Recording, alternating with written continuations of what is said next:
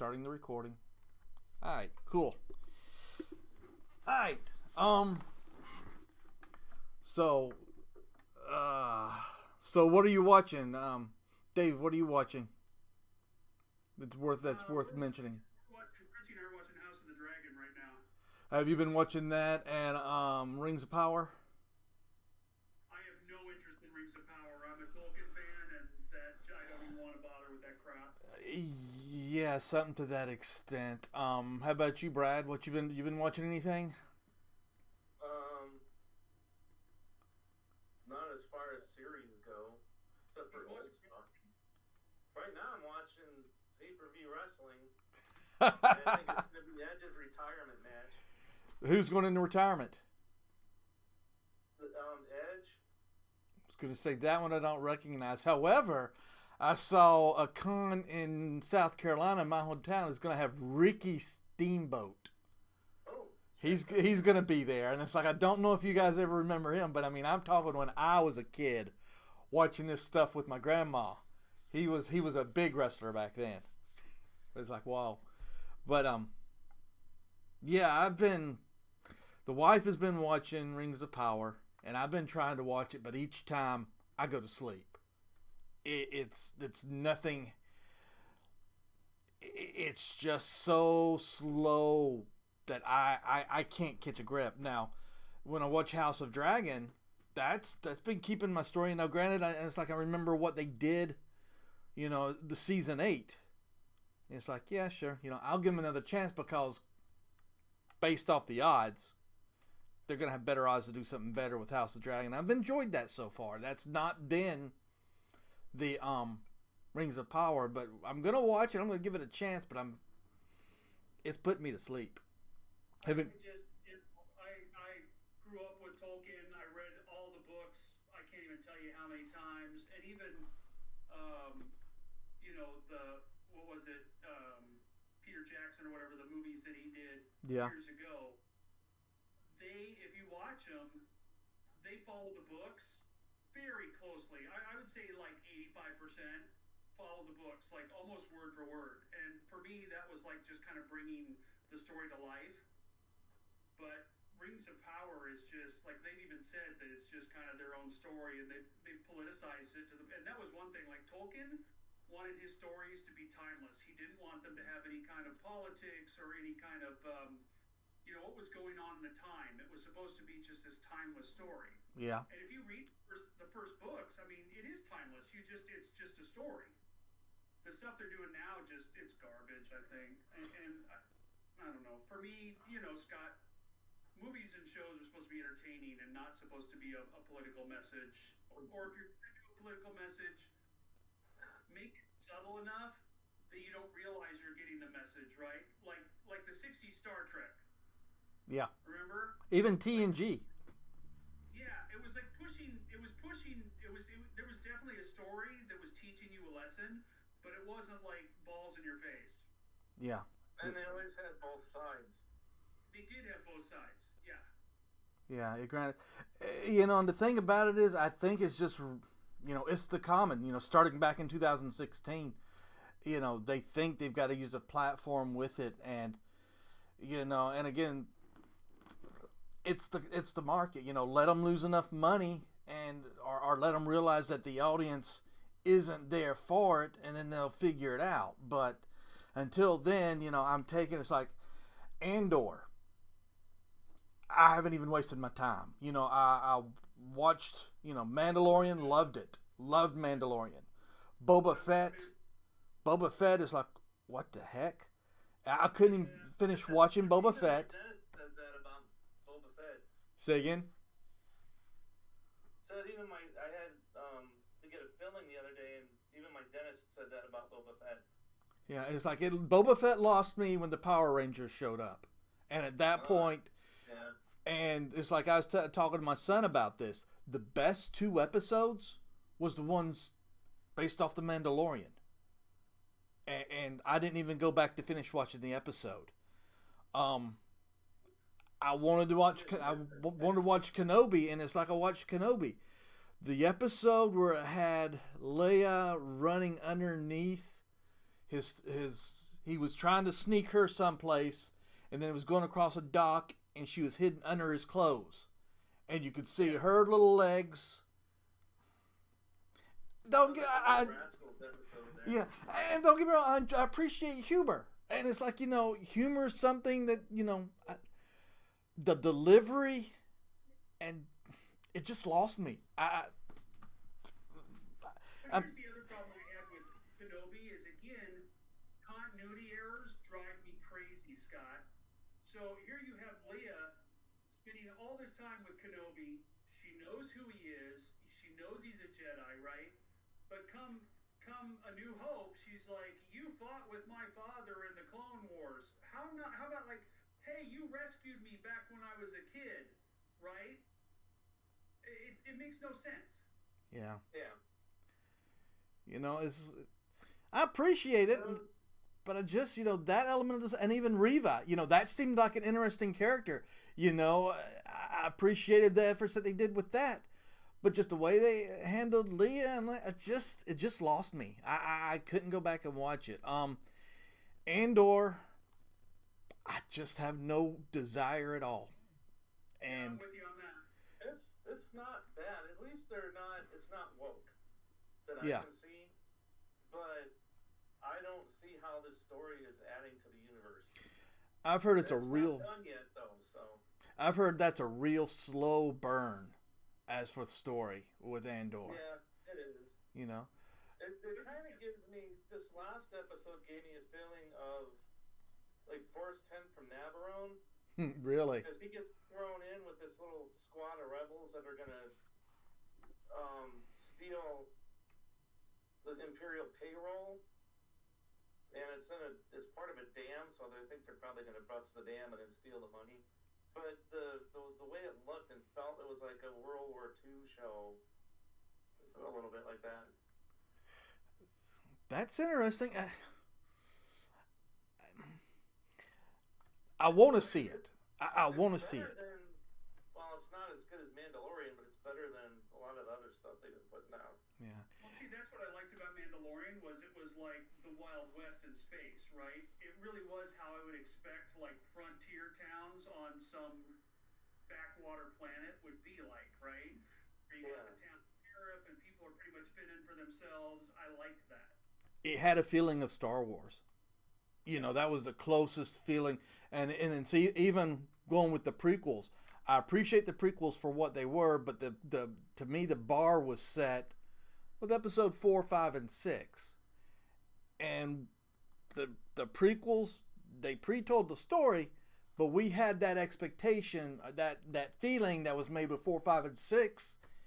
And just with the Mandalorian, the first several episodes, I got that feeling from 4, 5, and 6, and I really hadn't had that in a long time with new content, new characters, I ain't gonna say new environments, but it's just, it felt good to have those feelings and the interest in the story. And that's because though Favreau loves Star Wars, and you saw Scott in The Mandalorian how he brought in several elements from 4, 5, and 6 that, like the ice cream bucket. Yeah. Right? Yeah. It was this funny thing. He made it canon, and now you know what it is.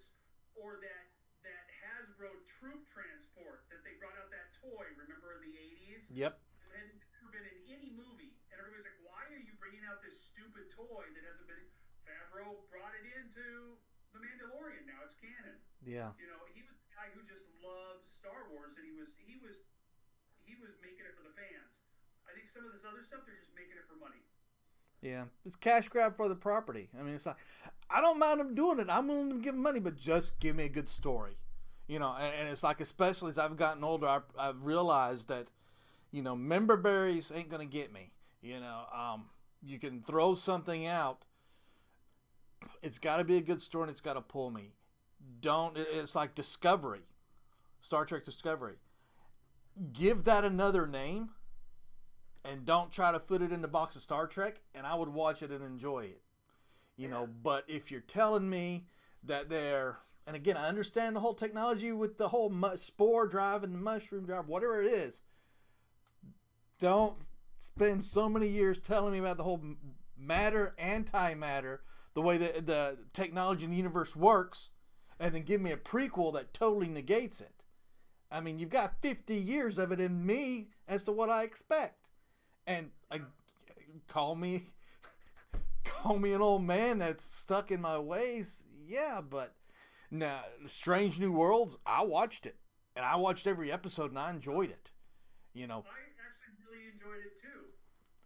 You know. But you see how they kind of put in a lot of the old elements, like the tricorder and the communicator. Even the phaser looks like it could be a generation off of what we saw in the original TOS. Yeah. And I love that. Yes, the ship looks more modern and this and that. I can let that go because I can say, we've got the ability to make a spaceship look cooler now than they did in the 60s under Roddenberry. I got that, okay? And so I actually really enjoyed Strange New Worlds. Yeah, it's got some flaws here and there, but I just let that go by. Brad, did you get a chance to watch through Strange New Worlds? I did, and I liked it. You enjoyed it? I was surprised. I was ready to think it was going to be total crap like the other two shows. That was, again, people have told me, I have several friends who said, watch season 2 of Discovery simply for that. But again, I haven't went back to Discovery yet, and I saw season 2 of Discovery. It's not any better. And the crew doesn't fight amongst themselves anymore, but the show's not any better. They do slowly, like as Discovery goes on, they kind of get rid of the man-hating minority attitude that they had in the first season. Remember, with all the women, they were all minorities. They all were better than men. They hated men. That kind of tones down.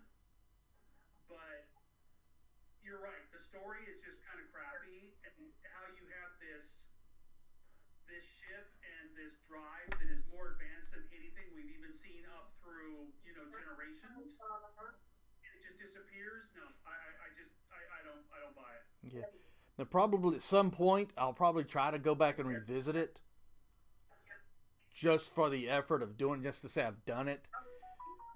But like I said, they launched me at episode 3, and I have not even wanted to go back. Yeah.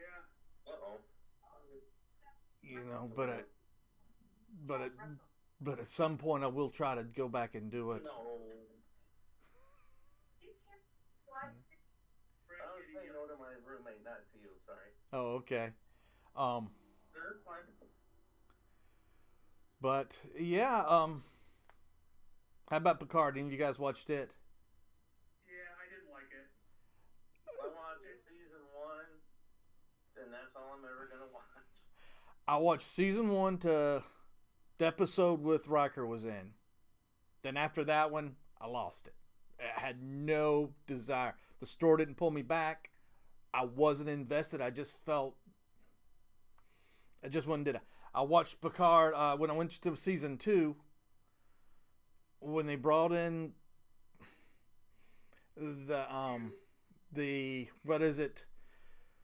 The ice, and bringing in that element of it, it's like, Oh yeah. and it's like that made me strain.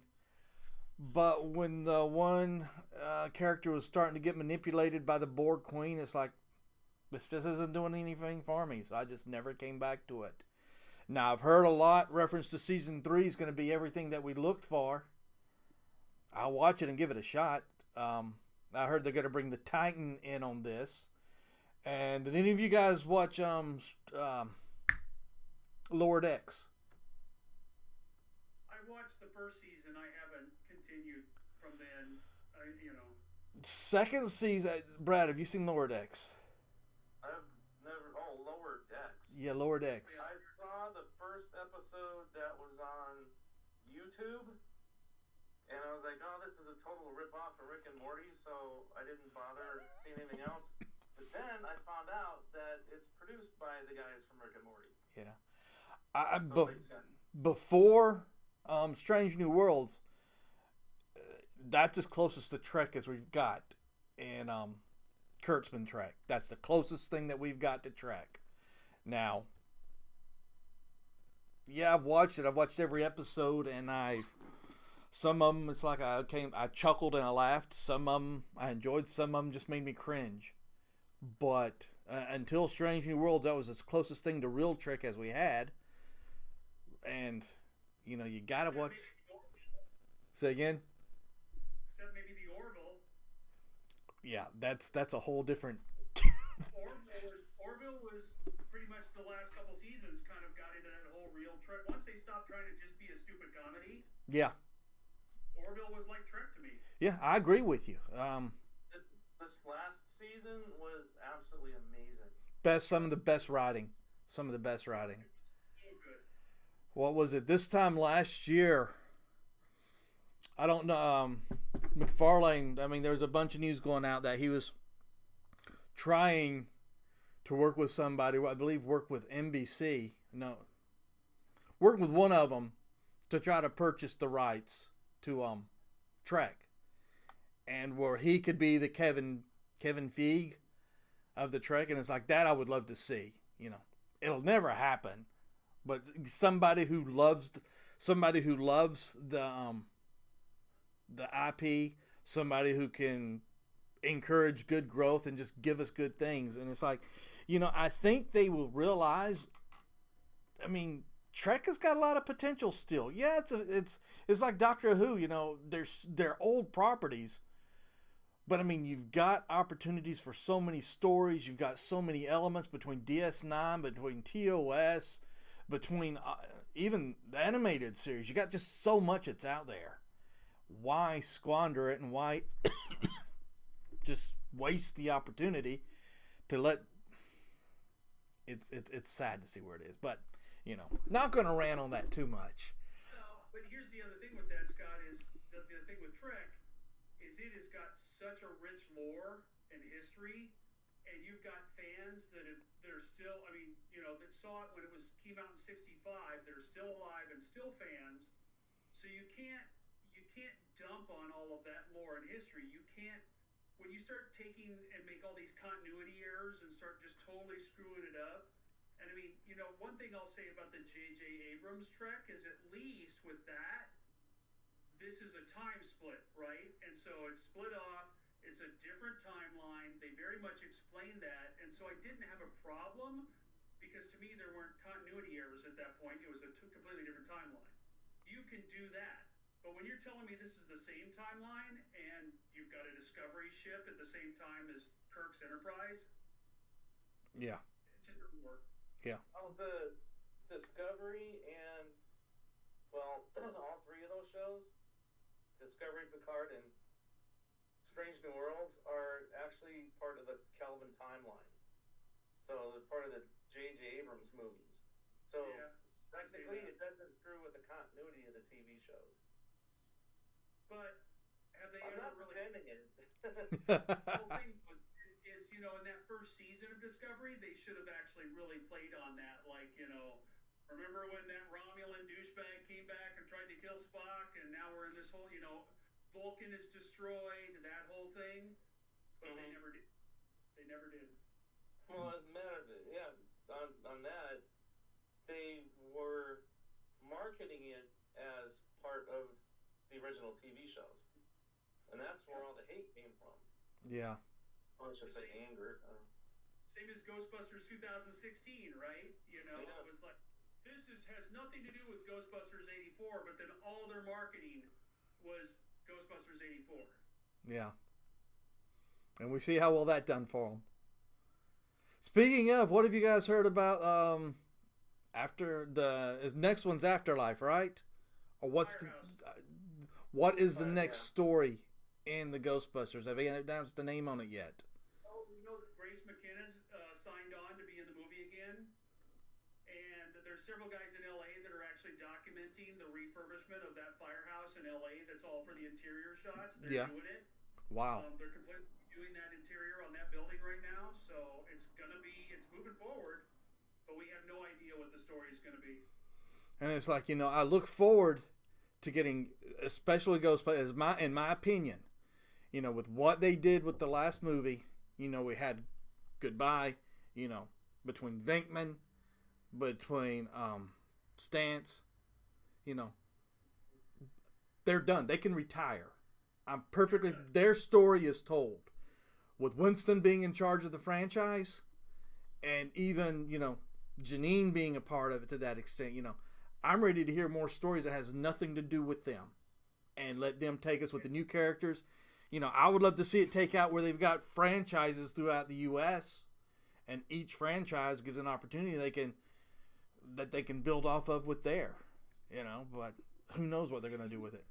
Credit scene right at the end of Afterlife where Winston's back in the car and I'm going to take care of you, and then the next thing you see is the containment unit going to failure. Yeah. So I'm assuming that that's where the story's going to start off. Here's hoping. But I'm looking December next year, right? That's what I heard. Yeah. Minus another pandemic. Yeah, something to that extent. All right. Well, I think this has been an ocelot fox breakout next year. An ocelot pox. Yeah, the monkey pox didn't scare people bad enough. Yeah, it'll be ocelot fox. And then 2025 we'll have the llama pox. Yeah. In the South, where it'll be possum pox. And then up in New York, what would it? And up in New York Northeast, it will be.